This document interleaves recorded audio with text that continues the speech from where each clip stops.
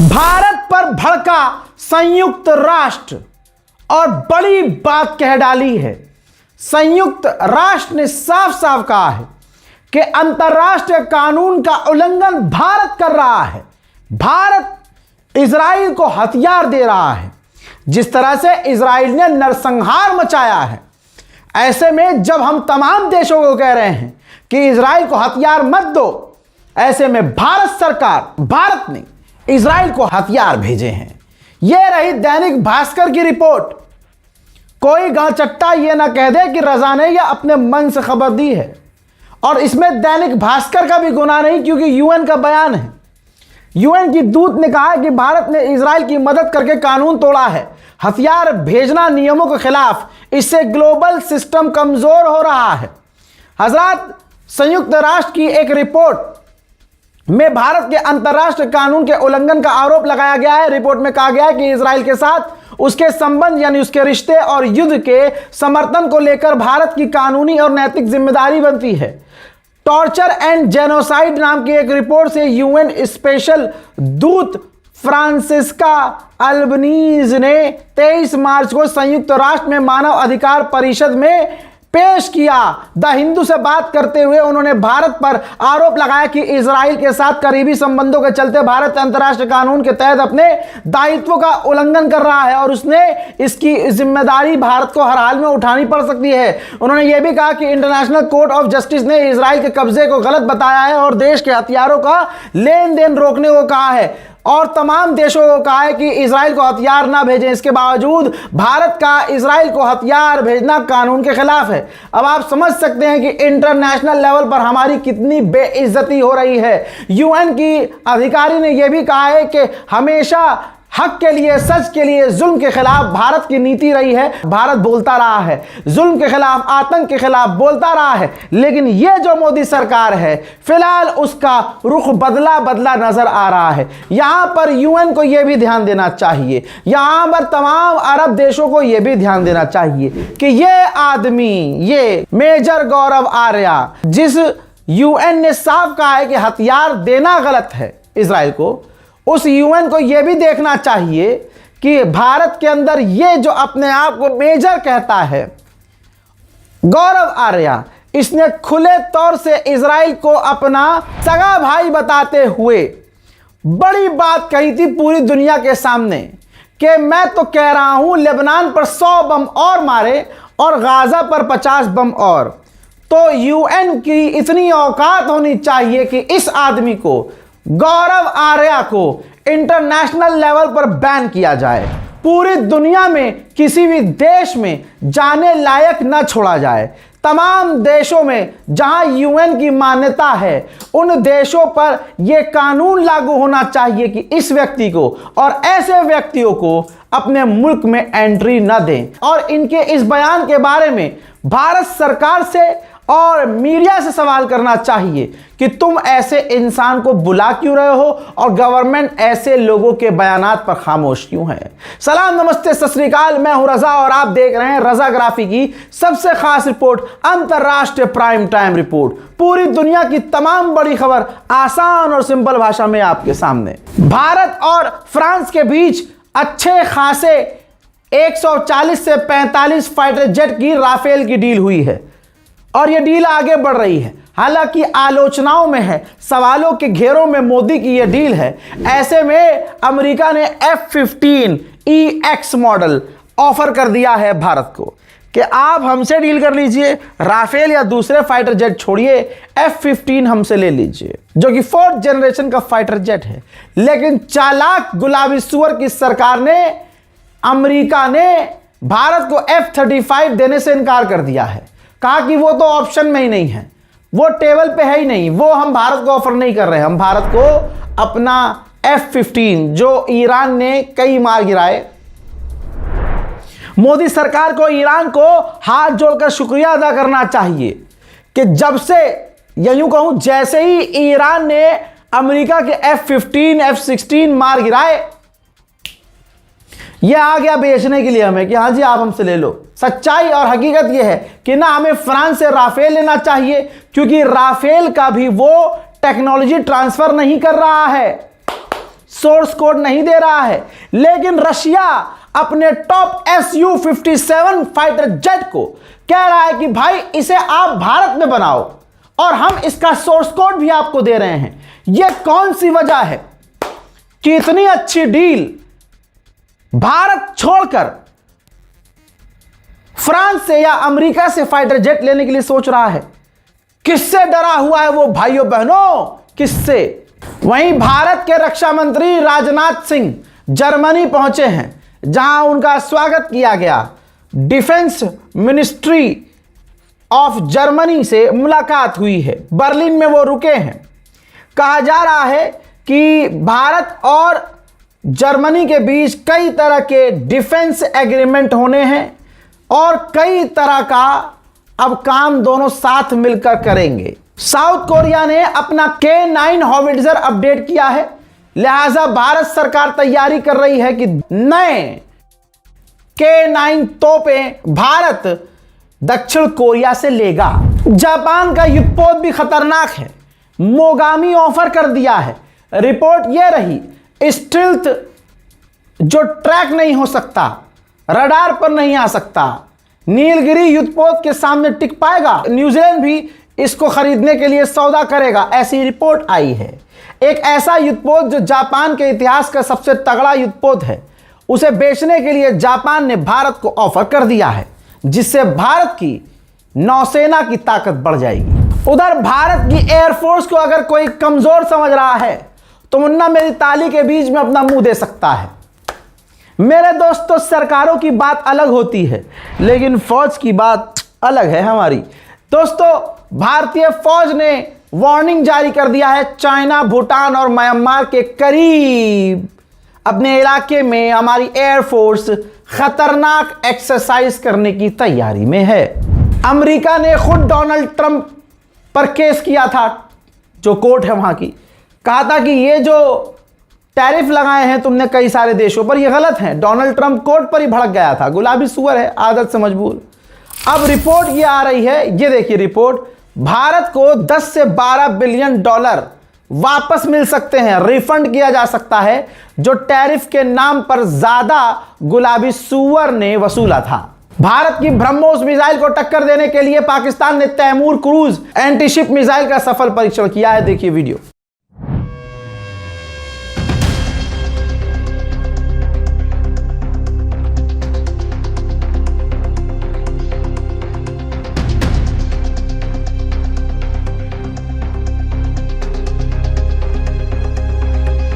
Libya अभी भी कई टुकड़ों में है। ईस्टर्न गवर्नमेंट को सपोर्ट करते हुए मोहम्मद बिन सलमान ने पाकिस्तान से कहा कि इनको कुछ हथियार दे दो, इनका पैसा हम देंगे। लिहाजा पाकिस्तान ने ईस्टर्न लीबिया को, यानी ईस्टर्न लीबिया की गवर्नमेंट को कुछ हथियार सौंपे हैं और उसकी जो खर्चे वर्चे की सारी कहानी है वो मोहम्मद बिन सलमान ने पूरी की है। हजरात मोहतरम, पाकिस्तान से सऊदी ने वादा किया कि हम आपको $3 बिलियन उधार देंगे, $3 बिलियन उधार देंगे, जिसमें से $1 बिलियन पाकिस्तान को सऊदी अरब ने दे दिए हैं। उधर IMF वर्ल्ड बैंक पाकिस्तान को $11 बिलियन का लोन देने वाला है। अब आप पाकिस्तान से होंगे तो कहेंगे ये रजा भाई लो लो लो लो हो गया घोप घोप तुम्हारे साथ। ना ना ना ना ना, मेरे साथ इतनी आसानी से घोप घोप नहीं हो सकता। आप बेचारे जो पाकिस्तानी हैं उनके साथ घोप घोप ऐसे होगा। कैसे? जो $11 बिलियन पाकिस्तान को IMF देने वाला है, उसकी कड़ी शर्तें हैं। यह रही रिपोर्ट, जल्दी जल्दी सुन लीजिए। पहली शर्त यहां से शुरू हो रही है कि बिजली के दामों में बढ़ोतरी करनी होगी, गैस के दाम बढ़ाने होंगे, टैक्स आवाम पर बढ़ाना होगा, सरकारी खर्च में कटौती करनी होगी, सरकारी कंपनियों को प्राइवेट बनाना होगा, यानी सरकारी कंपनियों को बेचना होगा, बाजार ब्याज दरों को नियंत्रण करना होगा, यानी जो ब्याज है उसका जो इंटरेस्ट रेट, यानी जो आपने लोन वो लिया है तो उसका जो इंटरेस्ट रेट है बढ़ाना होगा, विदेशी मुद्रा फॉरेक्स रिजर्व को बढ़ाना होगा, डॉलर अपने पाकिस्तान में इकट्ठा करना होगा, भ्रष्टाचार पर, करप्शन पर रोक लगानी होगी। जो राज्य हैं छोटे छोटे स्टेट, उनको जो सरकार खर्चा देती है वो भी काटना होगा। सब्सिडी जो सरकार अलग अलग चीज़ों पर अपनी आवाम को सब्सिडी देती है वो ख़त्म करनी होगी। सामाजिक सुरक्षा BISP, केवल सबसे गरीब तबके के लिए सामाजिक सुरक्षा योजनाओं को बेहतर तरीके से लागू करना होगा। इन शर्तों का सीधा मतलब यह है कि आने वाले समय में पाकिस्तान में महंगाई और बढ़ सकती है। तो पाकिस्तान वालों सुन लो ध्यान से, आपके मुल्क में महंगाई होने वाली है। बिजली के दाम, तेल के दाम, डीजल के दाम, सब चीज़ों के दाम बढ़ने वाले हैं। खाना, पानी, अनाज सब कुछ महंगा होने वाला है। IMF से लोन लेकर आपका शहबाज शरीफ आपको गरीब और फटीचर हालत में डाल रहा है। उधर पाकिस्तान भारत को झटके पर झटका दे रहा है। एक लंबा समय ऑपरेशन सिंदूर को हो चुका है, लेकिन अभी भी ये रही रिपोर्ट, पाकिस्तान ने 24 मई तक के लिए अपने एयर स्पेस को बंद कर दिया है और बढ़ा दिया। अभी तक बंद था और ऐसा लग रहा था कि अब खोल देगा पाकिस्तान, लेकिन नहीं भाई साहब, 24 मई तक के लिए अपने एयर स्पेस को बंद कर रखा है, आगे तक के लिए बंद कर रखा है। कहा जा रहा है पहलगांव अटैक के बाद दोनों देशों के बीच तनाव हुआ था, फिर भाई लड़ाई दंगा हो गया था। उसके बाद पाकिस्तान ने भारतीय जहाज़ों के लिए अपना एयर स्पेस बंद कर दिया था और अब लग रहा था कि वो प्रतिबंध हट जाएगा, लेकिन पाकिस्तान ने ऐसा नहीं किया। पाकिस्तान ने 24 मई तक के लिए और बढ़ा दिया है वक्त कि भैया अभी भी हम हिंदुस्तान के लिए अपने एयर स्पेस को नहीं खोलेंगे। उधर भाई साहब मैं तो सोच रहा हूँ नेपाल चल लेते हैं, फायदे में रहेंगे। नेपाल की जो नई सरकार आई है बालन शाह की, उसने पता है क्या करा है? ओह सॉरी यार, मेरी तो सरकारी नौकरी नहीं है, मैं नहीं जा रहा कहीं। सुनिए, बालन शाह की सरकार ने कहा है, ऐलान किया है, कानून बदल दिया है, महीने में दुनिया में एक बार तनख्वाह मिलती है लोगों को, एक बार तनख्वाह मिलती। लेकिन नेपाल की बालन सरकार ने कहा है कि ना, महीने में सरकारी कर्मचारियों को 2 बार तनख्वाह मिलेगी, पहले 15 दिन में, फिर दूसरा 15 दिन में। बल्ले बल्ले हो गई भाई। जापान खतरनाक हो रहा है, घातक हो रहा है। जापान का पहले कानून यह था कि हम लीथल हथियार किसी को बेचेंगे नहीं। जापान ने उस कानून को ख़त्म कर दिया है। वही महिला प्रधानमंत्री जब बनी है जापान की, तो भाई सब कुछ उल्ट पुल्ट हो गया है। ये देखिए, रिपोर्ट यह है कि 50 साल बाद कानून बदला और ऑस्ट्रेलिया के साथ $7 अरब का समझौता किया। जापान अब दुनिया भर के देशों को अपने खतरनाक लीथल हथियार भी बेचेगा। जापान में एक घटना भी हुई है, ड्रिल हो रही थी, फौजी ड्रिल कर रहे थे, एक टैंक था, तोप थी, तोप के अंदर से तोप चलाई गई तो वो तोप का गोला बाहर निकलने के बजाय तोप का गोला टैंक में ही फट गया, जिसमें मौजूद टैंक में 3 जापानी फौजी मारे गए। उधर चाइना जापान पर भड़क गया है, कहा कि अपना रैकलेस जो ये चेहरा दिखा रहा है ये बर्दाश्त नहीं करेंगे। ये कानून बदल रहा है, फौज तैनात कर रहा है, हथियार बेच रहा है, हथियार बना, ये कर क्या रहा है, हम इसे बर्दाश्त नहीं करेंगे। चाइना ने ईरान को देखा, सीखा और फिर अपना एक एयरक्राफ्ट कैरियर ताइवान के स्ट्रेट में भेज दिया। ताइवान के समुद्र के इलाके में एक रास्ता है, वहां भेजकर तैनात कर दिया। टीपू बन रहा है, टीपू, चाइना टीपू। मेरे दोस्तों, इस वातनी नाम का एक देश है अफ्रीका का, बहुत छोटा सा। ये उन 12 देशों में शामिल है जो केवल पूरी दुनिया के सिर्फ वही 12 देश ताइवान को देश होने की मान्यता देते हैं, बाकी कोई मान्यता नहीं देता। अब ताइवान के प्रेसिडेंट इस्वानी मुल्क में जाने वाले थे। चाइना ने इतना प्रेशर बनाया उस मुल्क पर, अफ्रीका के, कि भैया ये बात ताइवान के प्रेसिडेंट को पता चली और ताइवान के प्रेसिडेंट को अपना दौरा रद्द करना पड़ा। इटली की प्रधानमंत्री मेलोनी का अपमान रूस के चैनलों ने किया। आलोचना करते हुए कई अपशब्दों का इस्तेमाल किया और कहा कि इटली ने तमाम अपने साथियों को, यहां तक कि अमेरिका को भी धोखा दिया और ईरान के खिलाफ कुछ नहीं किया, है ना। तो भाई इटली भड़क गया, तो इटली ने रूस के एम्बेसडर को इतनी सी बात पे समन कर लिया। मैक्सिको के अंदर 2 अमेरिकी मारे गए थे एक कार के अंदर, और 2 उनके साथ मैक्सिकन लोग थे, मैंने बताया था। और वहां ड्रग कार्टेल के खिलाफ वो ऑपरेशन चल रहा था वहां पे।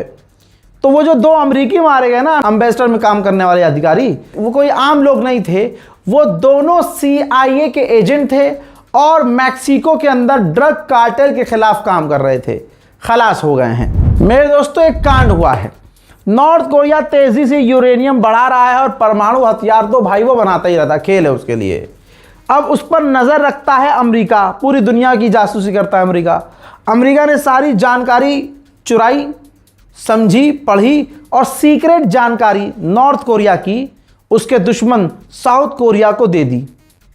साउथ कोरिया के एक सीनियर पार्लियामेंट मेंबर ने, अधिकारी ने नॉर्थ कोरिया की ये तमाम सीक्रेट जानकारी जो अमेरिका ने बड़ी मुश्किल से हासिल करके उसे दी, उसने अपने साउथ कोरिया के पार्लियामेंट में पब्लिकली बता दी सारी जानकारी।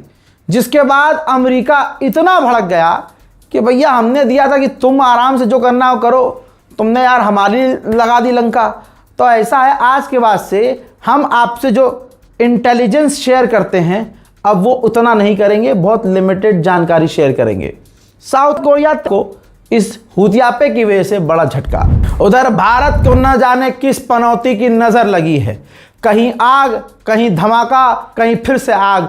3-4 दिन से यही देख रहे हैं। विरुधुनगर तमिलनाडु के इलाके में बड़ा धमाका हुआ जिसमें कम से कम 23 लोग मारे गए। भारत के लिए यह काला दिन था भाई। ये जो फैक्ट्री थी जहां धमाका हुआ, यहां पर पटाखे बनते थे, तो ऐसा धमाका हुआ कि 23 लोग ऑन द स्पॉट मारे गए और 6 बुरी तरह से घायल हैं। रूस के इंटीरियर मिनिस्टर नॉर्थ कोरिया पहुंचे।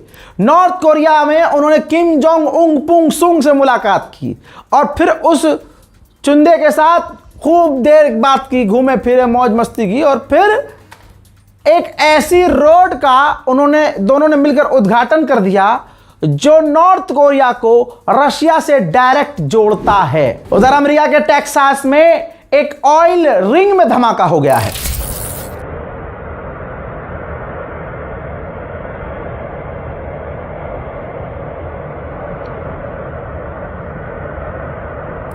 उधर भाई साहब पता नहीं क्या हो रहा है दुनिया में। म्यांमार में एक फ्यूल टैंकर में आग लगी और धमाका हो गया।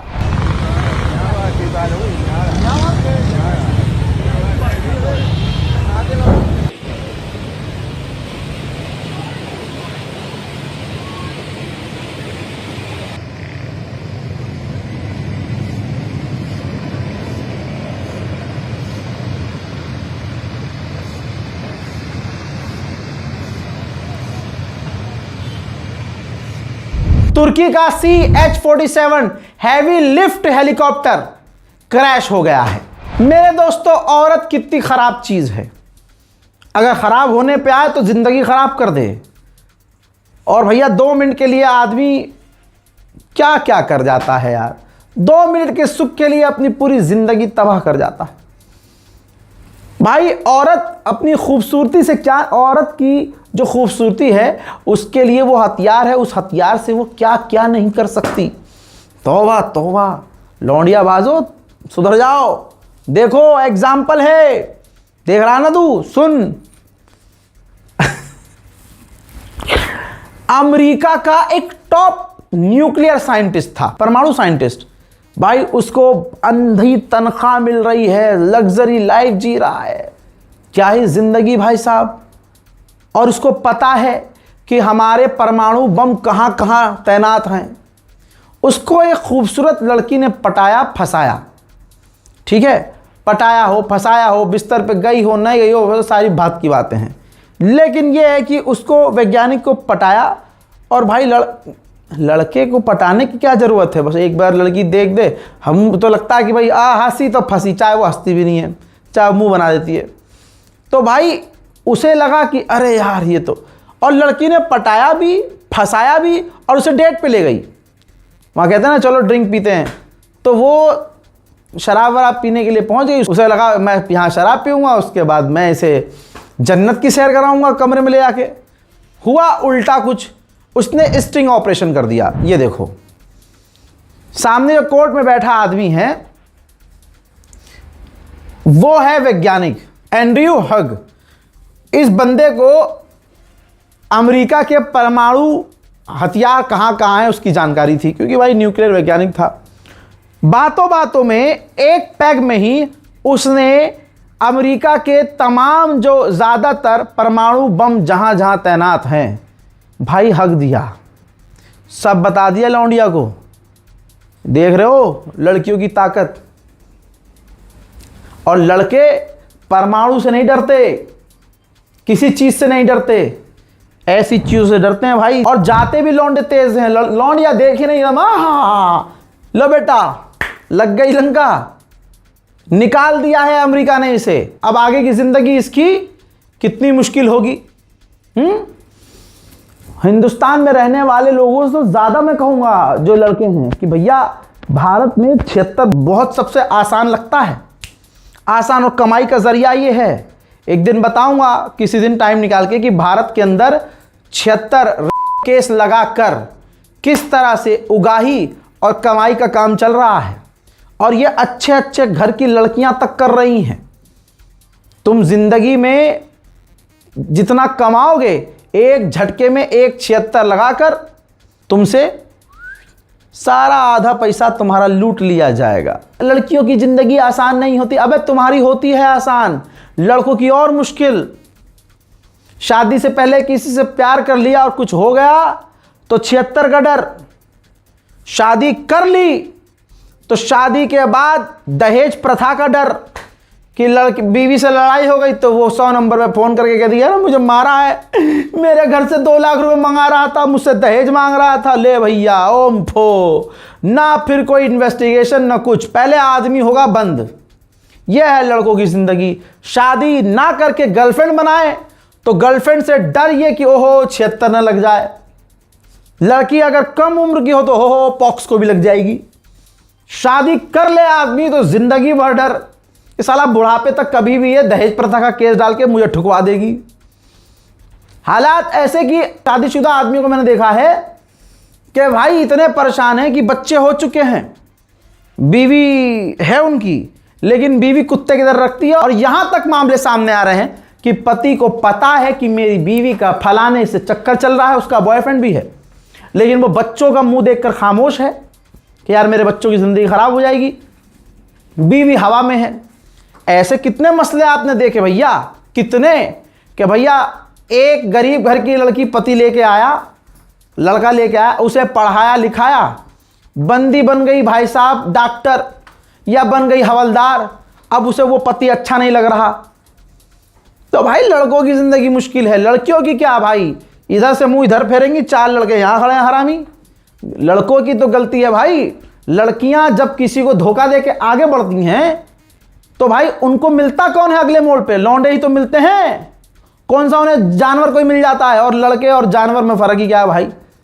पता भी होता है अगले को कि यार ये बंदी गलत है, उसको धोखा दे के आई है, लेकिन बस ओयो के चक्कर में लड़के को क्या क्या सैक्रिफाइस करना पड़ता भाई। और इसी चक्कर में 76 लगती है, समझ जाओ समझ जाओ। चाइना की खतरनाक मिसाइलों का खतरा देखते हुए अमेरिका के नेवी अपने युद्धपोत, अपने एयरक्राफ्ट कैरियर में पैट्रियट एयर डिफेंस सिस्टम लगा रही है। बात करूं भारत की तो भाई साहब जब से मोदी सरकार आई है देश में कुछ भी चल रहा है। अब इनको देखिए साहब को, भाई आदमी कहते हैं चिकाड़ा छिलवाता है, सर खुला रखता है तो कहते हैं उसका दिमाग ज्यादा चलता है। यह हमारे योगी आदित्यनाथ जी का इतना तेज चल रहा है कि भाई उन्होंने शहरों के नाम बदलते बदलते हमारे शूरवीरों का, ग्रेट पर्सनालिटीज का नाम बदलना शुरू कर दिया है। बयान में उन्होंने कहा कि स्वामी विवेकानंद ने कहा था कि तुम मुझे खून दो मैं तुम्हें आज़ादी दूंगा। इसका वीडियो भी वायरल है। जबकि ये जनाब शहीद हमारे नेताजी सुभाष चंद्र बोस ने बोला था, लेकिन ये इन्होंने जानबूझ के किया होगा, क्योंकि सुभाष चंद्र बोस जी से क्यों मोहब्बत करेंगे भाई? ये समझ रहे हो कि अब सुभाष चंद्र जी का नाम क्या है? स्वामी विवेकानंद। याद रखना सबब, योगी जी ने कहा है। वो मुंबई का हरामी लौंडा याद होगा जिसने 8-9 लड़कियां फंसाई पटाई और जो किया सो किया। गलत है। और हर आदमी किसी भी लड़के का मोबाइल पकड़ लो, छीन लो, तुम्हें क्या लगता है वो लौंडों से चैट करते हैं? लड़के लौंडों से चैट करते हैं? हर लड़की को लड़का अप्रोच करता है, नॉर्मल चीज है। और लड़कों में भाई साहब इतनी हराम की आग होती है कि अगर एक गर्लफ्रेंड है भी उसके पास तब भी वो कोशिश करता रहेगा कि कहीं और जितना ज्यादा मुझे ऑप्शन मिल जाए घोप घोप करने का, मैं सारी जिंदगी घोप घोप और भाव भाव करता रहूंगा। ऐसे लड़के बहुत हैं। साले कमाई कुछ नहीं उनकी, किसी से थार मांग ली, किसी से एयरगन मांग ली, किसी से भाई साहब कपड़े मांग ली। अबे कपड़े भी मांगते हैं लौंडे, मुझे तो अब पता चला। झाट जिंदगी, लेकिन नवाबी वाले शौक, सब किराए की चीजें, ईएमआई पे जिंदगी। और रील देखो इनकी, ओ बदमाशी, बदमाश बदमाश है जी। लगा दिया उस पर भाई हरियाणवी बदमाश वाला सॉन्ग, ओ स्लो मोशन। वही तो ये भी करता था। थार किसी से मांग ली, कैश किसी से ले लिया। भाई कैश भी उधार मिलता है कि भैया 50-50 हज़ार की 4-5 गड्डियां मिलेंगी, 10,000 में ले जाओ, 10,000 रुपये किराया। ये भी चल रहा है हमारे मुल्क में। अब रील पर जो आपको दिख रहा है और जो सोशल मीडिया पर आपको पैसे वाले अमीर, जिसमें लड़कियां फंस जाती हैं, अरे यार मर्सिडीज है, ओहो ये देखो कितना हैंडसम है, और देखना। फिर उसके बाद क्या होता है, और इन तमाम चीज़ों में फंसती निब्बी है आजकल की, क्योंकि लड़कियां अभी ठीक से उगी नहीं। रील देख देख कर उनके मन की तड़प जाग जाती है, अरे यार काश मेरा भी ऐसा बॉयफ्रेंड होता, हाँ बड़ा पैसा है। अब ठेले लगा रहे हैं, बिटिया सोच रही है हवाई जहाज वाला बॉयफ्रेंड पटाऊं। फिर होता क्या है, यही खबरों में छपता है। फिर समझ रहे हो। लेकिन उस मामले को लव जिहाद का आरोप लगाया गया, जबकि लव जिहाद वाला एंगल नहीं था, क्योंकि भाई मुसलमान लड़कियों के साथ ही मुसलमान लौंडे ने हरामीपन किया। तवज्जो है। अब यह लव जिहाद क्यों नहीं बना, और नाम भी गायब है। इंडिया टीवी का ये न्यूज अपडेट है कि प्यार के नाम 20 से ज्यादा नाबालिग लड़कियों को किया ब्लैकमेल। अब आप सोचिए, गोदी मीडिया का इतना बड़ा चैनल अगर नाम नहीं लिख रहा है बलात्कारी का, तो आप समझ जाइए हिंदू समुदाय से है। मैं बता देता हूं कि एक्यूज का नाम क्या क्या है। एक्यूज का नाम है चंद्रशेखर आजाद एलियस अर्जुन, अर्जुन कहते हैं।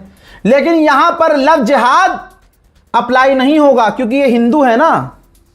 हिंदू अगर हिंदू लड़कियों का, मुस्लिम लड़कियों का, बहनों का रेप करे, बलात्कार करे, तो वो हिंदू समुदाय के लोग पूरी शांति से हजम कर लेंगे, क्योंकि वो उनके समुदाय का बलात्कारी है। और उनके समुदाय में बलात्कार को बलात्कार तब माना जाता है जब कोई मुसलमान हिंदू के साथ कुछ करे। यह है हमारा हिंदुत्व का असली चेहरा और हिंदू समाज की असलियत। कोई बोला इस पे? अरे गोदी मीडिया ही इस पे नहीं चीखा, लेकिन निदा खान फलाना खान, अबे भैया सबको समझ में आ रही है कहानी तुम्हारी। दूसरों पर इल्जाम लगाने से पहले अपने मंदिरों में झांको। भाई साहब लूट पाट मचा रखी है इन लोगों ने। हम तो नहीं जाते मंदिर, लेकिन जो लड़कियां मंदिर जा रही हैं उनसे पूछो कि भाई ये पंडित क्या कर रहे हैं, फ्रॉड। भाई तौबा तौबा, अल्हम्दुलिल्लाह हम मुसलमान हैं। हमारे मस्जिद में जाकर देख लेना, करोड़पति होगा एक, और उसके बाजू में बैठने वाला गरीब ठेला लगाने वाला भी बैठा होगा एक। हमारे मस्जिद में जब नमाज पढ़ी जाती है ना, तो सब जगह आगे पीछे ऊपर नीचे ये देखकर जगह नहीं दी जाती। कह रहे हैं अरे भाई इनकी तो भाई साहब नेटवर्थ 50,000 करोड़ है। भाई साहब आप मौलाना साहब के पीछे बैठो। अरे साहब आप, अरे आप तो नमाज ही पढ़ाओ भाई साहब। अरे कहाँ साहब, हमारे यहाँ नहीं होता। सुनना है बहन को मेरी, सुनिए। गाइस मैं जगन्नाथपुरी आई हूँ उड़ीसा में, और हम लोग का इतना खराब एक्सपीरियंस रहा गाइस। मतलब हमारा सनातन गाइस बहुत ही ज्यादा करप्ट हो गया है। मतलब तुम एक मंदिर नहीं जाओगे जहाँ पे तुम्हें ये पंडित लोग का जो धंधा है, और बहुत खराब धंधा है, उससे तुमको सामना ना करना पड़े। जगन्नाथपुरी आए थे, हमें लगा था बहुत अच्छा रहेगा, बहुत अच्छा दर्शन होगा, लेकिन ऐसा कुछ नहीं हुआ। आरती के लिए एक मतलब तुम्हें अंदर जाने के लिए पंडित को पैसा देना है, फूल चढ़ाने के लिए पंडित को पैसा देना, हर चीज के लिए तुमको पंडित को पैसा देना है। और पंडित ऐसा नहीं कि तुमसे पैसा मांग रहा है, वो पैसा छीन रहा है भाई, वो छीन रहा है पैसा। हर चीज के लिए तुम मतलब आगे नहीं बढ़ सकते हो। मतलब अंदर मंदिर के अंदर 1000 पंडित होंगे जो तुमको बार बार अप्रोच करेंगे, नहीं देने पे तुम्हारे बहुत खराब तरीके से शक्ल बनाएंगे।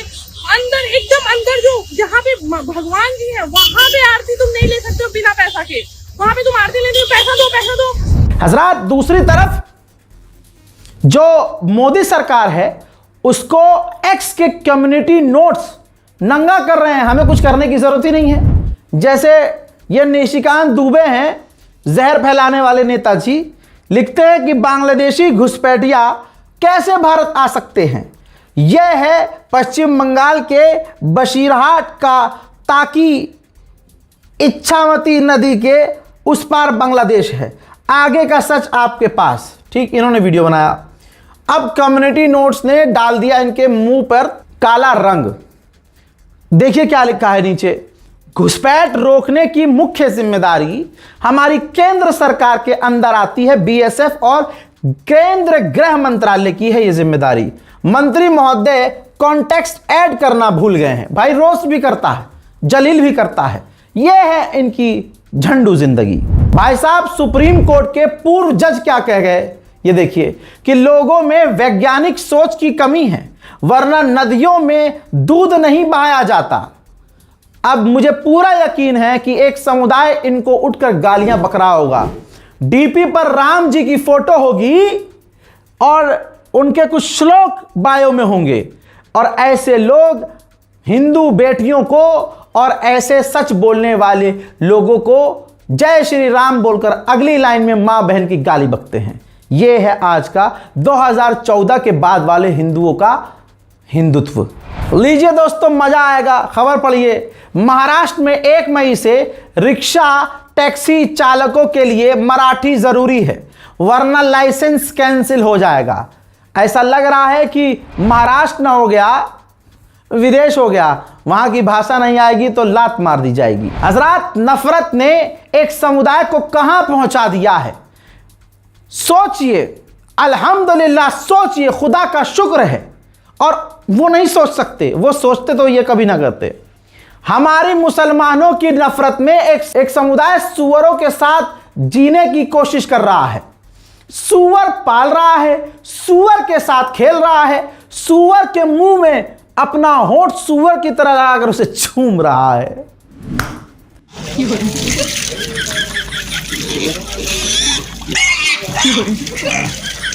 चालू है ना भाई? हाँ, वीडियो चालू है।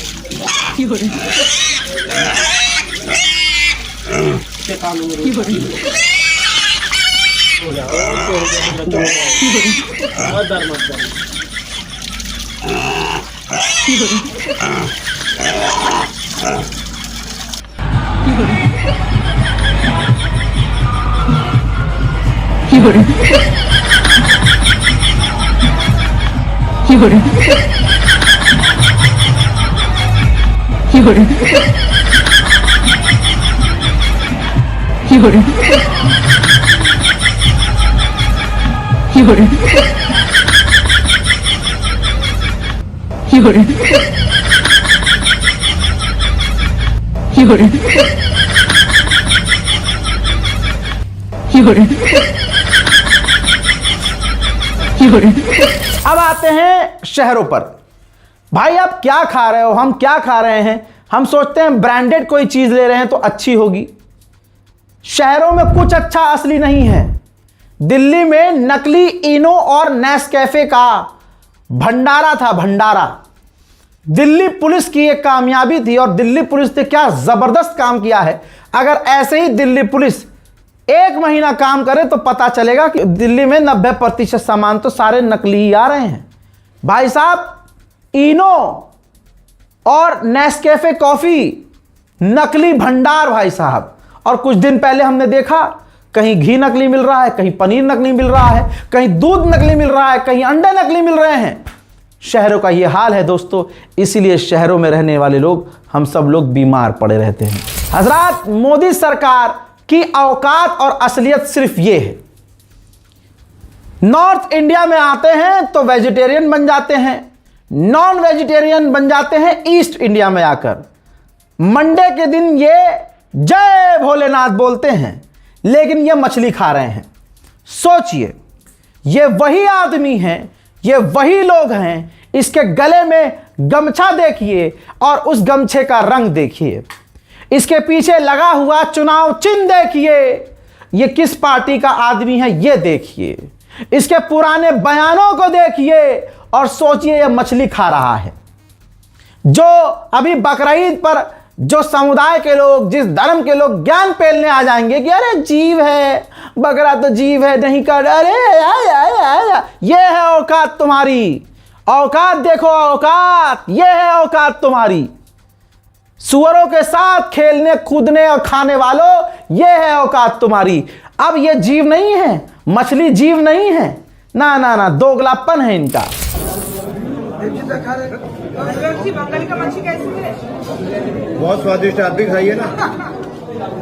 अनुराग जी, ममता दीदी कहती है, हाँ जी, ममता दीदी कहती है कि बीजेपी आएगी तो बंद कर देगी मछली।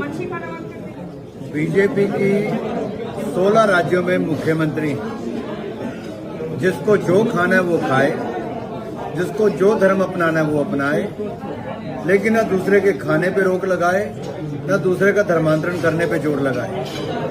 खाइए और खाने दीजिए। खाना भ्रष्टाचार के माध्यम से बंगाल को जो खोखला कर दिया, वो अब लोगों के खाने पे प्रश्न चिन्ह खड़ा करते हैं। पहले इन्होंने लोगों का खाना छीना। हाँ, ठाकुर ही कहते हैं जी, सच्चा ईमानदार। आइए मीडिया का आपको खेल समझाता हूं। हालांकि पूरी दुनिया समझ चुकी है कि भारत के अंदर गोदी मीडिया कैसे खेलती है। जरा इस पोस्ट को देखिए। न्यूज़ 18 ने बताया कि भोजपुर पुलिस ने एक्शन लिया। गैंग केस के 5 एक्यूज को गिरफ्तार कर लिया सिर्फ 7 घंटे में। अब आप कहेंगे कि रजा भाई, नाम तो बलात्कारियों का है ही नहीं। अरे अभी भी नहीं समझे? बलात्कारियों का नाम तब बताया जाता है जब वो मुसलमान होता है। गोदी मीडिया की एंकराइन लचक के बल खा के हिलकर तब चीख कर न्यूज बताती हैं जब मुसलमान बलात्कारी या मुसलमान आरोपी निकलता है। मैं बताता हूं, इन बलात्कारियों का नाम है, जिसमें से एक है प्रमोद धनुक, दूसरा है दीपू धनुक, तीसरा है बतल धनुक, चौथा है संजय पाल, पांचवा है जितेश कुमार। पांचों ने मिलकर एक लड़की की इज्जत को तार तार किया। अब अगर ये मुसलमान होते तो सीधा इस्लाम पर सवाल उठता, मजहब पर सवाल उठता। अब इनके मजहब में यही सिखाया जाता है, इनके हिंदुत्व में यही सिखाया जाता है। क्या ये हम सवाल कर सकते हैं? मेरे दोस्तों, मैं क्या बताऊं, बेगैरत लोग बेगैरत ही होते हैं। आप योगी आदित्यनाथ जी की एक वीडियो देखिए। 2024 में उन्होंने कहा कि $1 ट्रिलियन की इकोनॉमी होने वाली है। फिर उन्होंने कहा कि 2027 तक हम उत्तर प्रदेश को $1 ट्रिलियन इकोनॉमी तक ले जाएंगे। फिर कहते हैं 2000, मतलब ये चल रही है कहानी। अरे भैया, देखना चाहते हैं? देखिए। 2024-25 तक उत्तर प्रदेश को $1 ट्रिलियन की इकोनॉमी बनाने का योगी सरकार का लक्ष्य। सीएम योगी ने उद्योग जगत का मांगा सहयोग। हम लोग आदरणीय प्रधानमंत्री जी के विजन के अनुरूप 2027 तक उत्तर प्रदेश की अर्थव्यवस्था को $1 ट्रिलियन की इकोनॉमी, और 29 में उत्तर प्रदेश $1 ट्रिलियन की इकोनॉमी भी बनेगा और देश की सबसे बड़ी अर्थव्यवस्था भी बनेगा। इस बात के लिए मैं पूरे सदन को आश्वस्त करता हूं। यह हाल हमारे मुल्क का है, तो बताइए मुल्क की बात कैसे की जाए। फिलहाल इस रिपोर्ट को शेयर कीजिए। अंतरराष्ट्रीय प्राइम टाइम में इतना ही। जय हिंद।